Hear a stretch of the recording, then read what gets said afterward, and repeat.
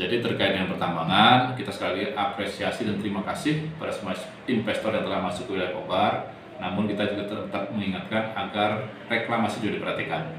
Pertambangan terjalan, tapi lingkungan kita tetap harus dijaga pelestariannya. Sehingga daerah ke depan anak cucu kita tetap terjaga dalam rangka stabilitas lingkungan di daerah kita. Begitu.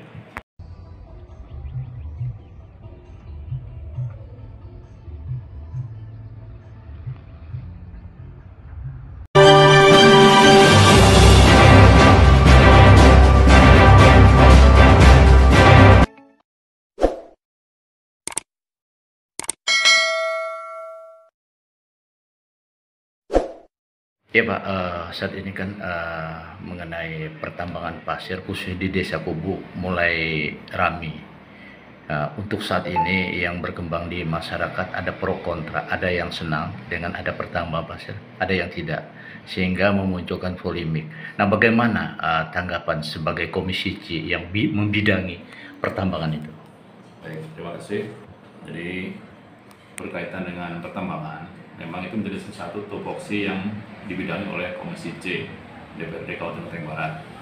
Dan saya sebagai anggota Komisi C, ya sering juga sih kita membicarakan berkaitan dengan situasi terakhir berkaitan dengan pertambangan di Kabupaten Tangerang Barat, terutama tambang pasir silika dan yang lain-lain yang semua ada potensi di daerah kita. Kalau kita melihat di lapangan, ya memang luar biasa, aktivitas begitu tinggi gitu ya, hampir di semua kawasan, terutama kalau sudah bicara ke arah Kubu itu memang aktivitas pertambangan luar biasa. Nah, dengan kondisi itu, ya kita selalu mengingatkan kepada pemerintah daerah agar pertama, tentunya harapan kita bahwa dengan adanya investor di bidang pertambangan itu sesuatu yang luar biasa.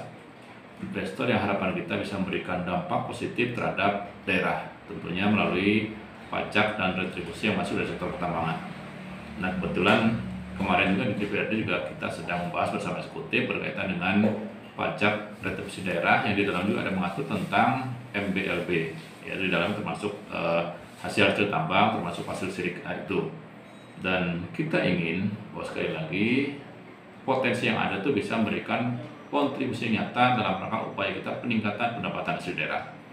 Karena sebagai daerah yang mandiri tentunya kita harus bertumpu pada sektor pendapatan asli daerah, bukan pendapatan daerah secara umum. Karena kalau sudah semakin tinggi persentase pendapatan asli daerah kita untuk menopang kebutuhan daerah, maka insya Allah kita akan menjadi sebuah daerah mandiri. Dan salah satu potensi terbesar artinya adalah di bidang pertambangan. Kalau rapat dengan dinas pendapatan daerah, mereka bahkan mengestimasikan sebenarnya potensi mencapai 3,2 triliun. Tapi kita juga tidak ingin muluk-muluk gitu ya. Artinya jangan sampai punya target besar, tapi secara teknis di lapangan termasuk regulasi yang diberlakukan nanti perda tentang retribusi dan pajak daerah yang hari ini memang masih dalam tahap pembahasan. Harapan kita tidak semata-mata ya sekali lagi target besar tapi kenyataan di lapangan tidak sesuai. Jadi kami masih mendapatkan informasi tentang kebocoran-kebocoran. Artinya kebocoran itu begini, masyarakat awam gitu ya sekilas melihat aktivitas tambang luar biasa, pengiriman pasir dari daerah kita luar biasa. Tetapi apakah itu sudah sejalan atau katakanlah sudah sebanding dengan pendapatan yang masuk? Nah, disinilah saya pikir perlu pemahaman dari semua para pihak, para stakeholder, para instansi terkait untuk sama-sama mengawasi agar semua hasil dari tambang itu yang keluar maka benar-benar sudah dihitung secara jeli dan cermat, kemudian bisa memberikan kontribusi terhadap daerah melalui pajak daerah. Itu yang kita harapkan. Nah, kalau kita melihat apa yang Anda sampaikan terkait dengan kebocoran, berarti ada yang diuntungkan di sini, Bang?